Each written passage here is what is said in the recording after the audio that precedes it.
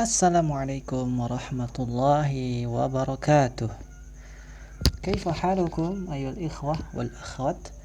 Apa kabar teman-teman semuanya, ikhwan akhwat dimanapun anda berada? Kembali kita berjumpa kembali di channel Bimbel Al-Fat, bimbel khusus bahasa Arab secara online. Dan alhamdulillah kita bertemu dalam pertemuan kedua ini yang akan memulai pembelajaran tentang dasar-dasar bahasa Arab. Sebelum kita mulai materi, sebaiknya atau lebih baik atau sebaiknya kita membaca doa. Bismillahirrahmanirrahim. Allahumma anfa'na bima 'allamtana warzuqna ilman yanfa'una. Nah, adapun materi atau judul yang akan kita bahas pada pertemuan kali ini, al-kalimatu wa anwa'uha. Kata dan macam-macamnya. Ma hiyal kalimah? Apa itu kalimat?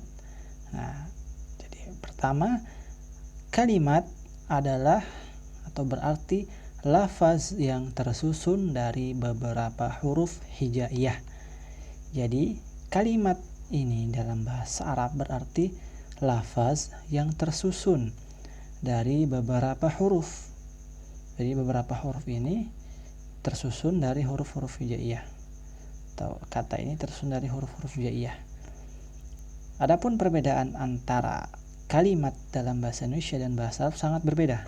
Kalimat dalam bahasa Arab itu kata, sedangkan bahasa Indonesia kalimat ya adalah susunan kata atau jumlah dalam bahasa Arabnya. Nanti akan kita bahas perbedaan antara jumlah dan kalimat. Jadi itu perbedaannya, sangat beda sekali. Kalimat dalam bahasa Arab bermakna kata, sedangkan jumlah, nah ini baru susunan kata. Sedangkan bahasa Indonesia kalimat berarti susunan kata, dan kata hanya kata saja, itu bedanya. Kemudian kita ambil contoh dari kalimat tadi, kharaja. Nah, ini kharaja termasuk dalam contoh kalimat yang terdiri atau tersusun dari huruf-huruf hijaiyah, kha, ra, dan ja. Sa'idun, sin, ain, ya, wadal.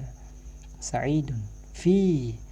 Jadi ada beberapa huruf hijaiyah yang tergabung yang tersusun menjadi kalimat. Inilah disebut kalimat. Kemudian ada satu catatan, terkadang ada satu saat nantinya akan kalimat ini hanya terdiri dari satu huruf. Jadi tidak selamanya berapa huruf hijaiyah tadi ini, terkadang hanya satu huruf. Contoh al-waw. Waw ini adalah satu huruf. Waw, al-waw. Hanya tulisannya beberapa kata ini, tapi dia termasuk dalam kalimat.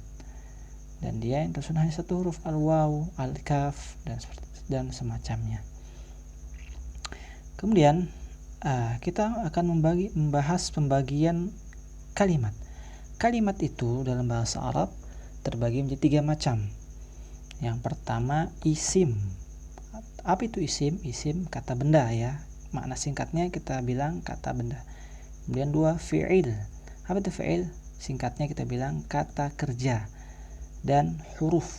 Nah, huruf sudah maklum di antara kita semua memahaminya. Nah, sekarang kita bahas pengertian isim. Isim adalah kata yang digunakan pada seseorang atau suatu benda lain. Misal, hadiqatun, baitun, sa'idun.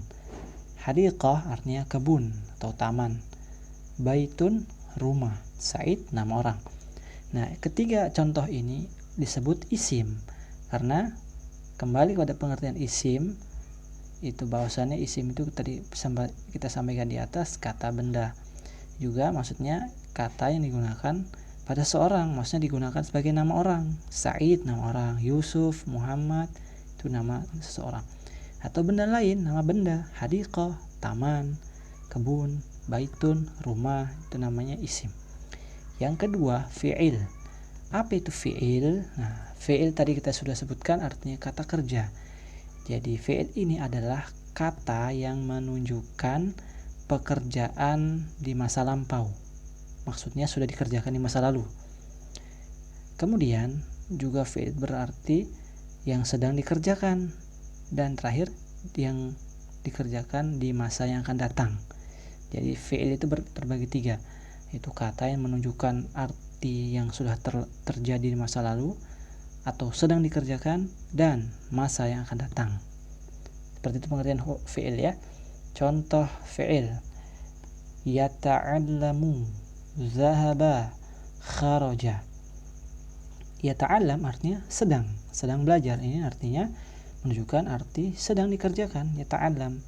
Kemudian zahaba, telah pergi, berarti dia masa lampau.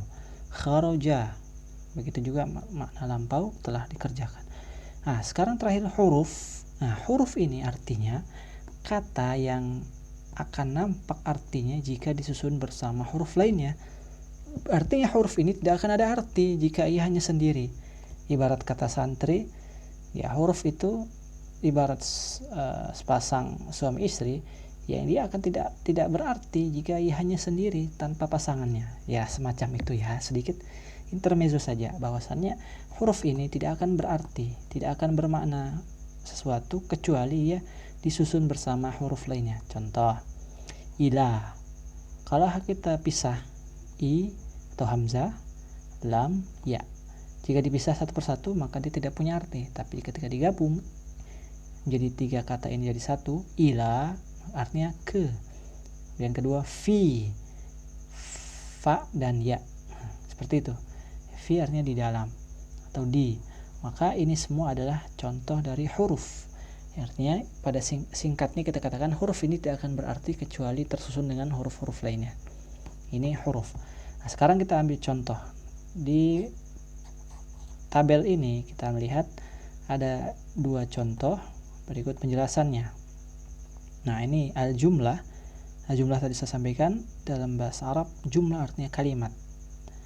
Nah, kemudian kalimah. Nah, kalimah dalam bahasa itu artinya kata. Sedangkan bahasa Indonesia kalimat itu tadi kalimat. Tapi dalam bahasa Arab ini kalimah kata. Kemudian nau'uha, nau' artinya macam jenisnya. As-sabab ini sebabnya. Kita baca jumlah pertama atau jumlah atau contoh pertama. Kharaja Sa'idun fis sabahi. Sa'id keluar di pagi hari. Sabah artinya pagi. Al-kalimah katanya itu kharaja, artinya keluar, telah keluar. Nau'uha contohnya macamnya atau jenisnya ini termasuk dalam jenis fi'il. Fi'il apa itu fi'il? Fi'il tadi kata kerja. Nah, sebab, mas sabab, apa sebabnya? Apa sebabnya dikatakan dia ini fi'il? Karena fi'il itu adalah pekerjaan yang menunjukkan di masa lampau, pekerjaan masa lampau. Tadi Sa'idun kharaja. Nah, kharaja ini tadi adalah bermakna lampau, telah keluar. Seperti tadi dhahaba telah pergi atau kharaja telah keluar. Ini fi'il. Kemudian Sa'id. Sa'id itu nama orang ya. Nau'uha dia jenisnya termasuk dalam isim. Isim tadi apa? Kata benda. Sehingga kenapa alasan disebut isim ini? Karena ia digunakan sebagai nama orang, digunakan pada seseorang, nama tepatnya lebih digunakan nama Sa'id, maka dia isim. Contoh kedua, wa fil ma'hadi katsirun minat talabah, dan di ma'had banyak santri atau mahasiswa. Kita keluarkan contohnya, kalimatnya. Katanya wa ini termasuk dalam huruf nauha atau macamnya huruf. Kenapa huruf? Karena huruf ini tidak akan nampak artinya tanpa susunan dari huruf-huruf lainnya. Coba kita bilang wa, maka dia belum berarti apa-apa kecuali digabung dengan huruf-huruf lainnya. Kemudian fi artinya di dalam atau di. Kemudian dia termasuk dalam jenis harfun juga, nauha harfun. Kenapa disebut harf? Karena ini tadi, karena huruf tidak berarti tanpa tersusun dengan huruf lain. Artinya fi ini hanya sebatas makna di atau di dalam, tapi tidak jelas di mana, di apa. Nah, inilah kenapa disebut huruf, dia harus tersusun dengan huruf-huruf lainnya. Coba kita sampaikan, kita katakan fil ardi, fis samawat, nah itu sudah dikatakan jumlah. Tapi kalau hanya fi, maka dia masih huruf. Seperti itu ya. Ini adalah tabel contoh dari isim, fi'il, dan huruf. Ya, inilah yang dapat kami sampaikan, dapat kami jelaskan dalam tempo yang sesingkat ini. Ini tentunya akan lebih luas lagi penjelasannya. Jika ingin disampaikan pertanyaan, bisa disampaikan di kolom komentar. Dan jika Anda suka dengan video ini, silahkan di like, subscribe, dan dibagikan kepada teman-teman Anda semua. Semoga ilmu ini akan bermanfaat dan tersampaikan kepada orang yang membutuhkan. Jazakallahu khair ala husni ihtimamikum. Terima kasih banyak atas segala perhatian dan partisipasinya. Kami ucapkan jazakallahu khair. Assalamualaikum warahmatullahi wabarakatuh.